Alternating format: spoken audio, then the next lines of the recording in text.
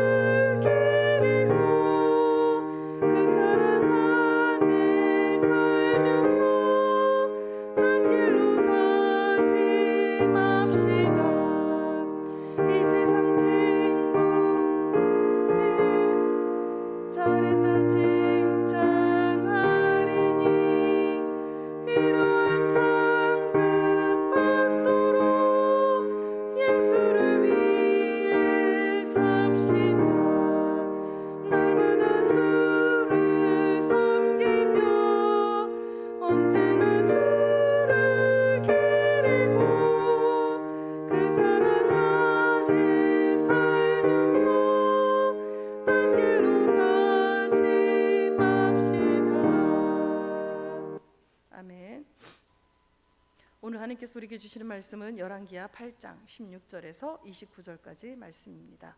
열왕기하 8장 16절에서 29절까지 말씀입니다. 구약성경 575쪽에 있습니다. 하나님의 말씀을 봉독합니다. 이스라엘의 왕 아합의 아들 요람 제5년에 여호사밧이 유다의 왕이었을 때에 유다의 왕 여호사밧의 아들 여호람이 왕이 되니라. 여호람이 왕이 될 때에 나이가 32세라. 예루살렘에서 8년 동안 통치하니라. 그가 이스라엘 왕들의 길을 가서 아합의 집과 같이 하였으니 이는 아합의 딸이 그의 아내가 되었습니다. 그가 여호와 보시기에 악을 행하였으나 여호와께서 그의 종 다윗을 위하여 유다 멸하기를 즐겨하지 아니하셨으니 이는 그와 그의 자손에게 항상 등불을 주겠다고 말씀하심이었더라.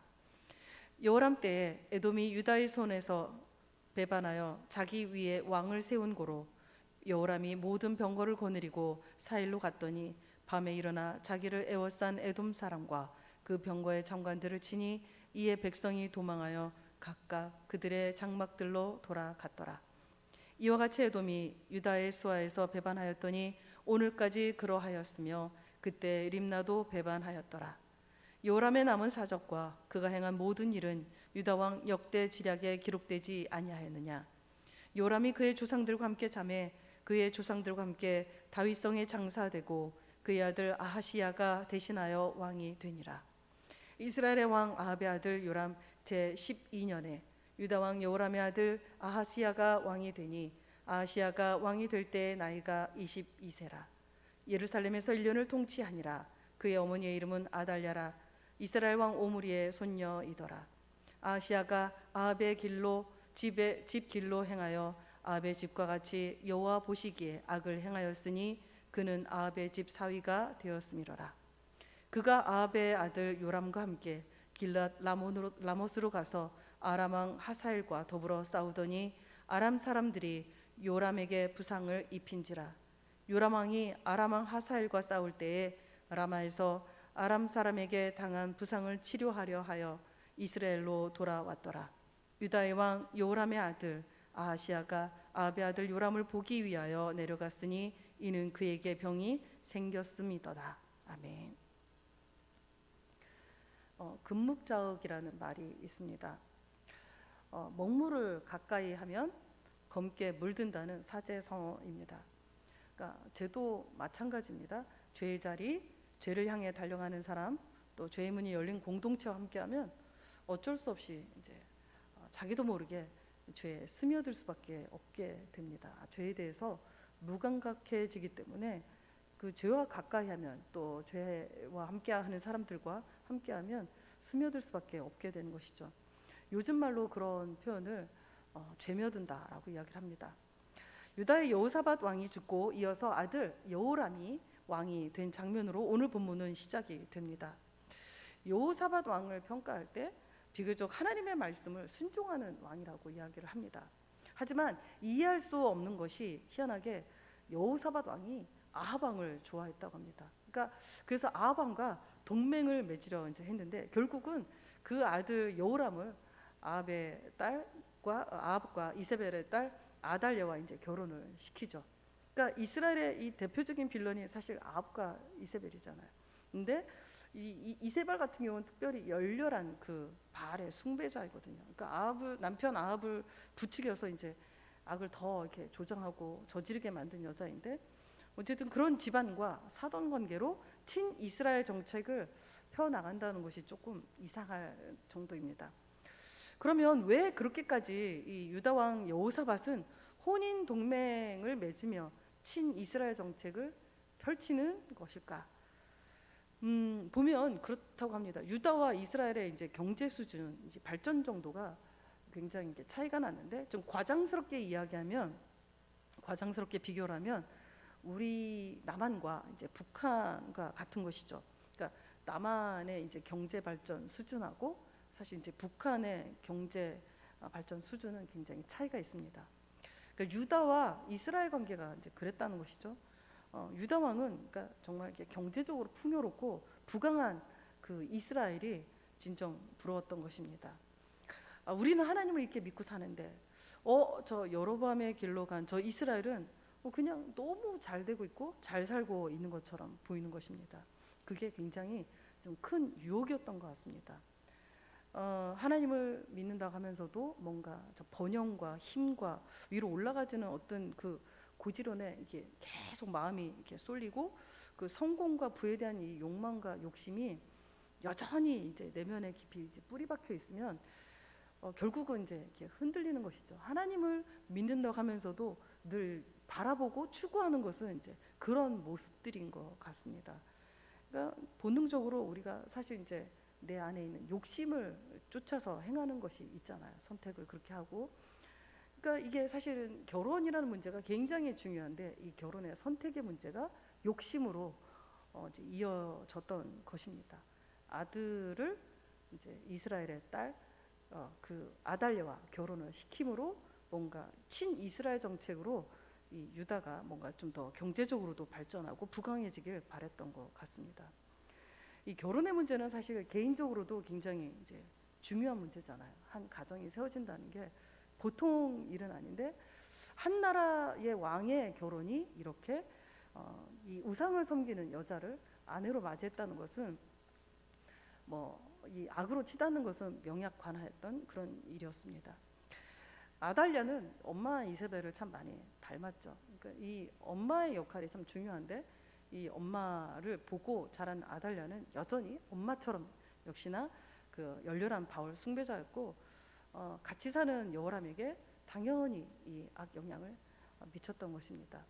그러니까 여호람이 신앙이 좋았다고 해도 사실은 이 옆에 있는 여자가 부인이 이방신을 섬기는 여자이면 사실 그 영향에서 벗어나기란 쉽지 않은데 여호람도 사실은 그렇게 좋은 왕은 아니었던 것이죠. 그런데다가 이 부인을 아달랴로 맞이했기 때문에 점점점 바알을 섬기고 여기저기 이제 산당을 짓고 하는 것은 그냥 이제 정말 여로보암의 길, 또 이스라엘 길, 아합의 길로 갔던 것은 당연지사였던 것 같습니다. 솔로몬이 애굽 여자와 결혼하고 이방 여자를 맞이해서 결혼했을 때 사실 점점점 이 유다는 이제 어려워지고 있었죠. 그리고 나라가 이제 그 결과로 나뉘어졌잖아요. 열왕기는 여호람의 죄를 사실 이제 18절에서 간단하게 한 줄로 이야기를 했습니다. 하지만 역대하 21장 11절을 보면 여호람의 죄를 이렇게 상세히 기술합니다. 역대하 21장 11절 말씀입니다. 아합 집안을 따라 바알을 숭배하고 여러 산에 산당을 짓고 예루살렘 주민으로 음행하게 하고 또 유다를 미혹하게 하였으므로 이 아빌로 그리고 그 이유를 이제 그렇게 아합의 길로 간 이유를 아합의 딸이 그의 아내가 되었음이라라고 이야기를 합니다. 이게 부부지간의 영향을 이제 많이 주고 받는데, 특히 이제 저는 여자 역할로만 이렇게 탓을 하고 싶지는 않지만 어쨌든 하나님을 믿는 아버지가 자기 아들을 이방을 섬기는 그런 며느리를 맞이했으니 아무튼 이 상황이 좀 어려워지게 된 것이죠. 그 신앙을 지키고 나가는 것이 어려운 지경이 됐는데, 이게 나라의 지도자의 혼인이었다 보니 유다 전체에 이제 산마다 산당이 지어지고 백성들이 이제 미혹을 받고 음행을 하게 된 것입니다. 공동체 안에 누군가를 통해 이렇게 허무는 작은 이 여우굴이라도 사실은 이 죄악이 들어오면 그 죄악은 그냥 멈춰 있지 않습니다. 독버섯처럼 계속 번지고 죄가 더 깊어지죠.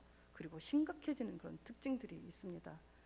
그러니까 이게 원래 이 여호람의 결혼이었지만 이 여호람의 결혼은 결국 유다 전체가 하나님 앞에 미혹을 받고 또 음행을 하게 되는 그런 계기가 되었습니다. 그리고 결국은 이 죄로 말미암아 하나님의 심판을 초래하게 되었던 것입니다.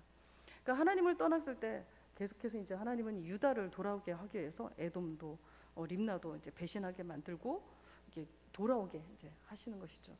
근데 그들은 이제 그렇게 돌이키지 않았습니다. 그리고 오늘 말씀 이어서 25절에서 29절 말씀은 어머니 아달랴 밑에서 성장한 요람의 아들 아하시아에 대한 이야기가 나옵니다.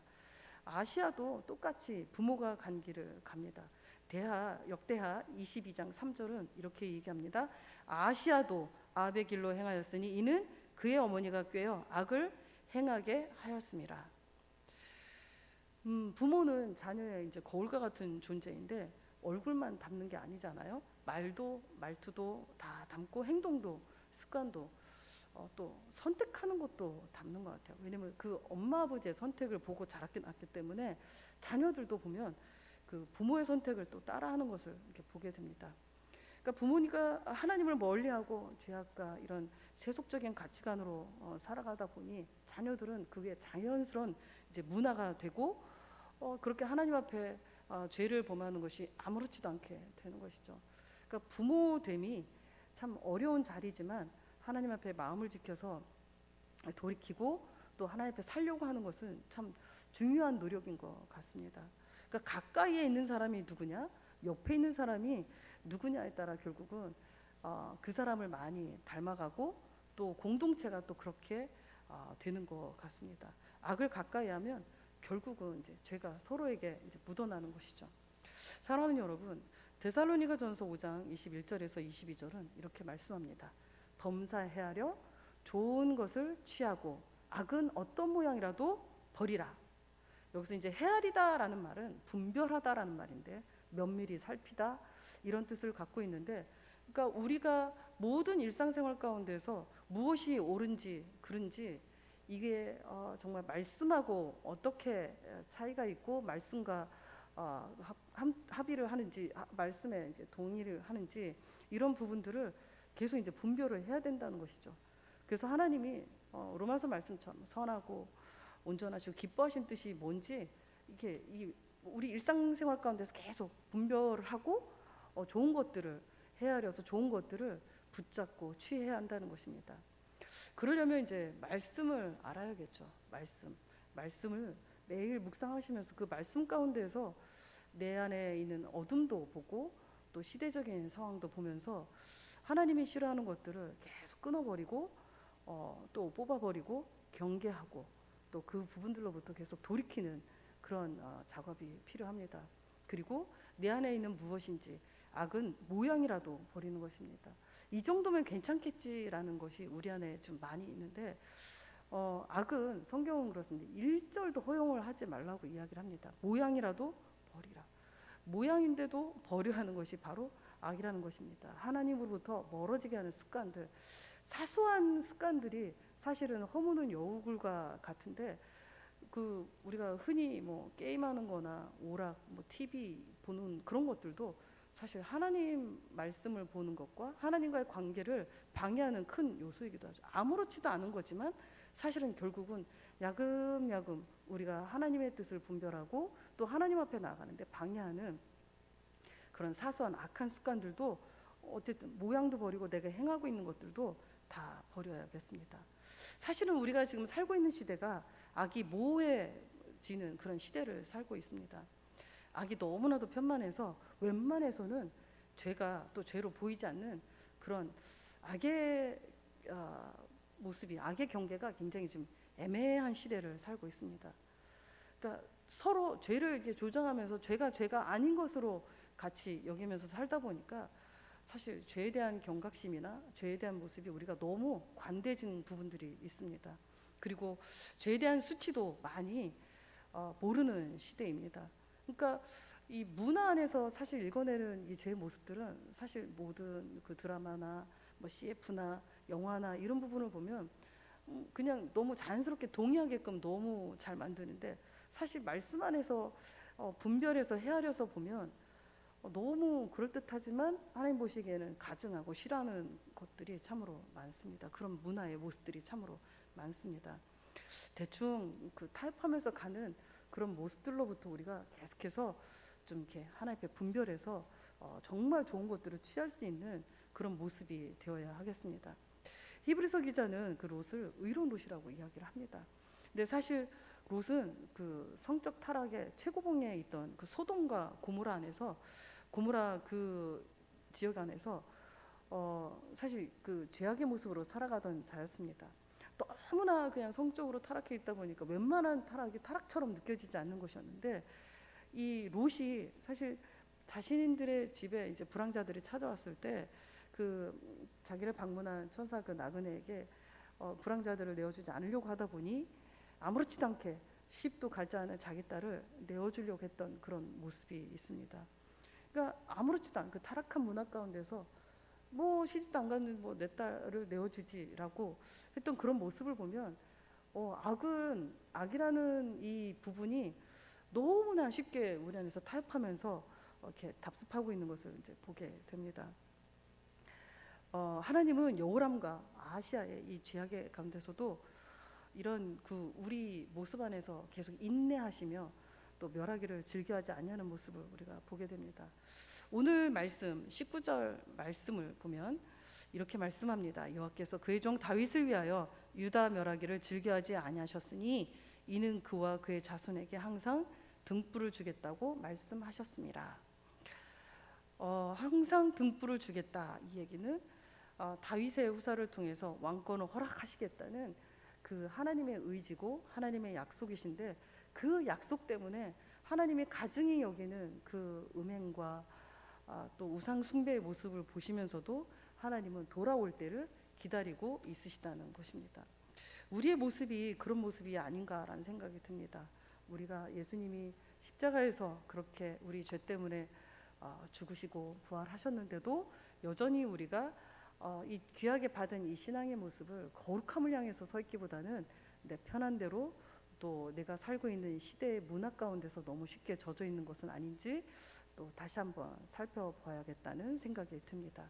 깨어 기도하고 말씀으로 잘 분별하고 악을 미워하고 어떻게 해서든 악의 모양은 모양이라도 십자가에서 계속해서 내어놓는 여러분들이 되시길 바랍니다. 그리고 내가 갖고 있는 죄와 피 흘리기까지 싸우는 여러분들이 다 되시길 기도합니다. 오늘도 주님을 가까이 하면서 주님의 거룩함을 더 많이 닮아가는 우리의 모습이 되어질 수 있도록 우리 대전제 교회가 되기를 주님의 이름으로 축원합니다. 기도하겠습니다.